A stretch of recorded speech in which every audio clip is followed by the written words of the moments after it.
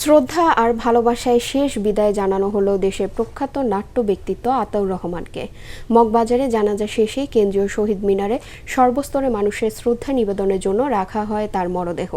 এ সময় নাট্যাঙ্গনের বিশিষ্ট জনেরা বলেন, আতাউর রহমানের সৃষ্টি, কর্ম ও আদর্শ আগামীর নাট্যকর্মীদের পথ দেখাবে। ঐশী গোস্বামী প্রমার রিপোর্ট। অভিনয় যার রক্তে আর মঞ্চ ছিল যার ধ্যান জ্ঞান, সেই মানুষটি আজ যেন এক নীরব দৃশ্যপট। দেশের মঞ্চনাট্যের কিংবদন্তি ও মঞ্চসারথী হিসেবে পরিচিত নাট্য ব্যক্তিত্ব আতাউর রহমানের প্রয়াণে শোকের ছায়া নামে সাংস্কৃতিক অঙ্গনে। তার বিদায়ের মধ্য দিয়ে শেষ হলো দেশের নাট্যচর্চার একটি গৌরবময় অধ্যায়। উনি আবার মানি লোকের কদর বোঝেন কিনা। স্বাধীনতা পরবর্তী বাংলাদেশের থিয়েটার আন্দোলনে তার ভূমিকা ছিল গুরুত্বপূর্ণ। 2000-এরও বেশি নাটকে অভিনয় ও অসংখ্য কালজয়ী নাটকের নির্দেশনা দিয়ে তিনি জয় করেছেন লাখ লাখ মানুষের হৃদয়।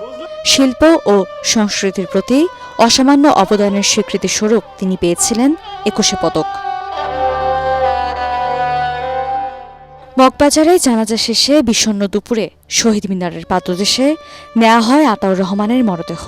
সেখানে তাকে শ্রদ্ধাভরে স্মরণ করলেন বিভিন্ন সংগঠন ও সর্বস্তরের মানুষ।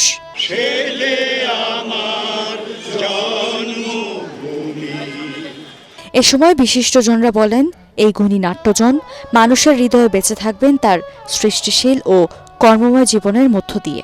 নাট্য নির্মাণে আতাউর রহমানের একটি সৃষ্টিশীল যে ভূমিকা, সেটি ভোলা যাবে না। নাট্য গবেষকদের, দার্শনিকদের নানা রেফারেন্স উনি দিতেন, এটা অসাধারণ।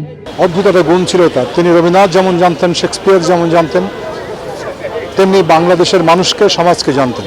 আতাউরের মৃত্যুতে শোক নয়, আমরা ওর জীবনকে উদযাপন করতে চাই। পরিবারের পক্ষ থেকে দেশবাসীর কাছে দোয়া চান তার মেয়ে শর্মিষ্ঠা রহমান।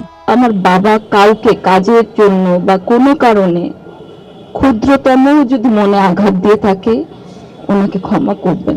পরে সকল আনুষ্ঠানিকতা শেষে বাংলাদেশের মঞ্চনাটকের অন্যতম পুরোধা আতাউর রহমানকে দাফন করা হয় বনানী কবরস্থানে। ঐশী গোস্বামী প্রমা, ATN বাংলা, ঢাকা।